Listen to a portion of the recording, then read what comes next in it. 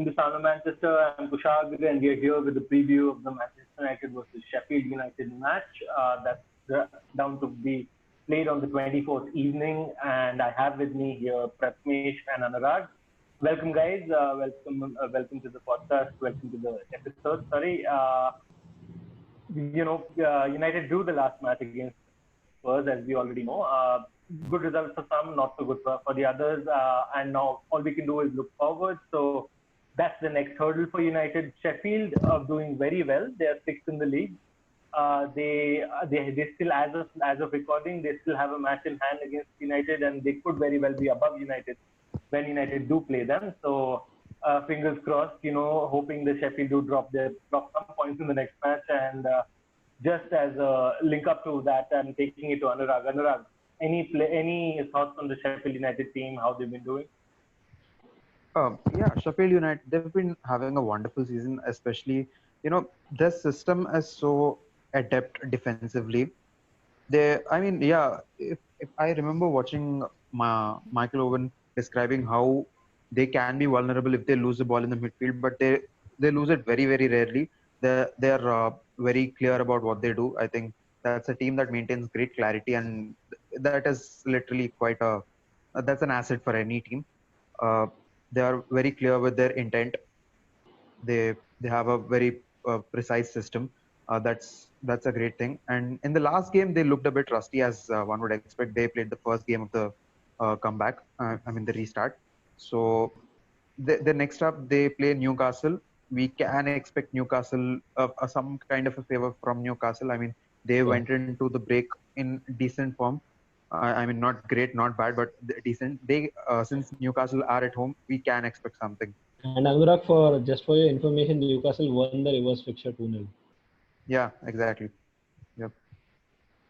Yeah. So just as a refresher for the last match, I think Aston Villa dominated Sheffield United, as you said, and they started a little rusty. But I felt even without that disallowed goal, I felt Aston Villa were the better team, though Sheffield were unlucky not to get that goal. So moving on to Pratmesh, any players that United and Ole Gunnar Solskjaer need to be looking out for at Sheffield United? They've been performing really well. I'm sure they must have their own hidden gems.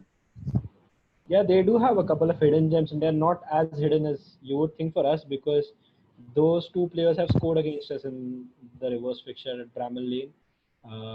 One of them is Lys Mousset. Obviously, he wasn't in the best of nicks in the Premier League in the seasons before, but this season at Sheffield United has done pretty well for himself. He scored 5 goals and contributed 4 assists as well. He's been their major goal threat, along with Billy Sharp and Ollie McBurney. Obviously, David McGoldrick hasn't scored for them yet, so that is something which they will look to build on. But I think Lys Mousset is a definite threat for us. He's got a lot of pace as well, and he's got decent finishing ability. So I think he is a threat for us. Another one is the hard work and the industry, as well as the proper fox in the box kind of player in Fleck. I think he makes some really good runs from midfield. He gets into good goal scoring positions. He scored against us at Bramall Lane. In fact, he scored the first goal of the game, and he's played well this season. He scored in important matches. He scored 5 goals this season. So he wasn't a part of the first game against Aston Villa. He was injured. They are expecting him to be back against Newcastle, and definitely he will be ready for the Man United game. So Fleck is somebody that we should also keep a tight eye on. So I think these are 2 players who I think will be key. Obviously, they will be missing Dean Henderson, so that's a huge plus point for us. Yeah, and any thoughts for the two of you on the teams that you would play? We'll start with Pratmesh first. For me, the last game against Tottenham gave a lot of clarity in what needs to be done, and definitely there are a lot of talks about Romero starting, but I still feel Dea is our number 1 goalkeeper. He just that save which he pulled off from Youngman Son, just rectifying his mistake, you could see the ability. At back 4 would be Wan Bissaka, Eric Bailly, Harry Maguire, and Brandon Williams. I think Luke Shaw was a bit too vulnerable in the last game, and at home I think we can expect a little bit more offensive performance from United. So Brandon Williams would suit better. In midfield, I would go for the three of Matic, Bruno, and Pogba. I think Bruno Pogba is a no-brainer right now. We just saw what they could do in 34 minutes. Imagine giving them 90. So that is a no-brainer. Matic obviously gives a lot of stability in midfield. Defensively, he's brilliant. He's good with the ball as well. He's got good passing range as well. So Matic. And the front three for me would be Rashford, Martial, and Greenwood. I think Greenwood really impressed. Daniel James has been good. He's been notching up good pace this season, but I feel he has run out of steam a bit. It will take him time. I think Greenwood looked good and sharp. I think we would prefer him. And obviously, Rashford and Martial, again, they are the best strikers at the club, the best forwards at the club, and I think they will be playing. All right, Anurag. Yeah, pretty much the same. I think even I would say Luke Shaw, yes, he had a slightly offbeat game, especially defensively. He was not really sticking to his possession properly. But once Pogba came in, I think we could see a change in him as well. He was doing well offensively. I have a feeling he might start again. I don't think Ole is going to let him go that easily. And in the midfield, again, Pogba, Bruno Mattes, that I'm going to stick with that as well.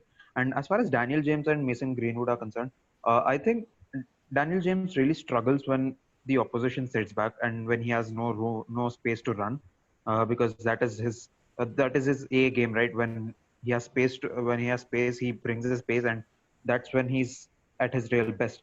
He barely had one opportunity to run past the defender and make a cross, which went past over the head of Marcus Rashford.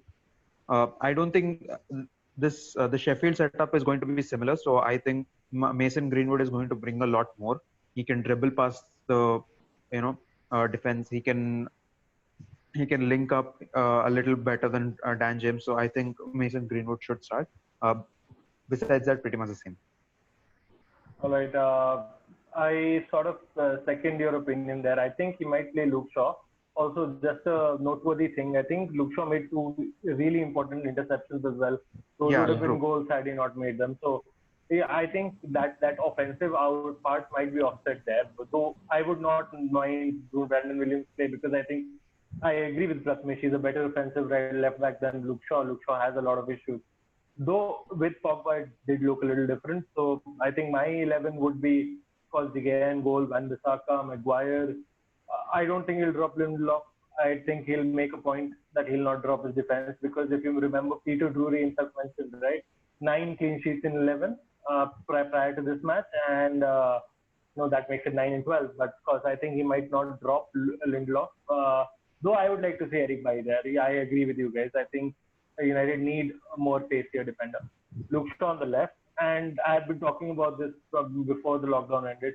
I want to see a 4-2-3-1. I don't want to see a 4-3-3, because I don't think there is a balance between on playing a Pogba on the right RCM role or the right side of the central midfield role. I don't think that works. I think Pogba needs to play on the left side of the central midfield, and Bruno can play center attacking midfield. So that goes as a 4-2-3-1, two with Matic sitting with Pogba. Martin taking the right side, Pogba taking the left side, and the three ahead would be, of course, Rashford, Bruno, and Greenwood. I agree with that. I don't think James has any output, at least not as of now. So unless he brings that in such games, he'll be useless. So of course, Martial up top. So just to round off the video, guys, your predictions. What do you hope for the match? Starting with Prathamesh, and I'll come to Anurag then. For me, I think it's going to be a difficult game for us. We can expect Sheffield to be they are a very tight defense. They are one of the best defenses in the league, but also they have only scored 30 goals in the league, so you can't expect a lot of goals from them either. So I believe if we are able to score 2 or 3 goals in the game, we will win the game, no doubt about it. I don't think it's going to be another 3-3. So I think if we score 2 or 3 goals, we're winning this game quite comfortably.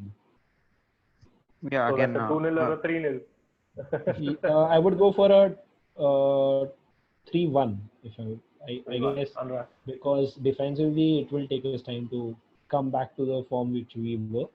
yeah. And as I said, Muse and Fleck are really mobile and been doing well. So I would say 3-1. Yeah. I'm hoping 3-0, but I'm going for 3-1.